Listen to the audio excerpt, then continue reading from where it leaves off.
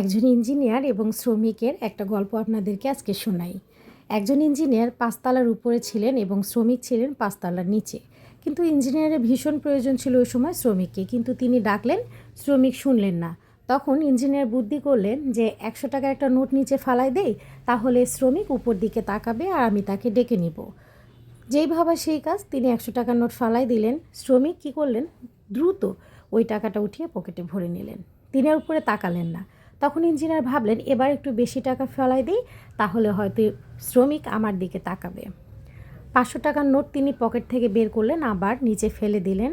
শ্রমিক কী করলেন, সেটা পেয়ে দ্রুত পকেটে ভরলেন, কিন্তু তিনি উপরে তাকালেন না। তখন ইঞ্জিনিয়ার চিন্তা করলেন যে তাকে তো আমার ভীষণ প্রয়োজন, আর আমি তাকে ডাকছি, সে শুনছে না। তখন কি করা উচিত? তিনি ছোট্ট একটা ইটের টুকরা নিয়ে তখন শ্রমিকের মাথায় ছুঁড়ে মারলেন। সঙ্গে সঙ্গে শ্রমিক কী করলেন, উপরের দিকে তাকিয়ে দেখলেন এবং ইঞ্জিনিয়ার তাকে ডেকে নিলেন। এ থেকে কি শিক্ষা পেলেন? আমরা যখন সব দিক থেকে ভালো থাকি, আমরা কিন্তু উপরওয়ালাকে ভুলে যাই। কিন্তু উপরওয়ালা যেই আমাদের কিছু একটা বিপদ দেয়, সামান্য একটু কষ্ট দেয়, তখনই কিন্তু আমরা উপর দিকে তাকিয়ে হাত জোর করে উপরওয়ালার কাছে সাহায্যের জন্য আমরা অনুনয় বিনয় এবং কান্নাকাটি করি। সেই বিপদ থেকে উদ্ধারের জন্য দিন রাত তাকে ডাকি। প্রতিটা গল্পই কিন্তু একটা শিক্ষা দিয়ে যায় এবং এই শিক্ষা থেকে কিন্তু আমাদের মানুষকে শেখা উচিত।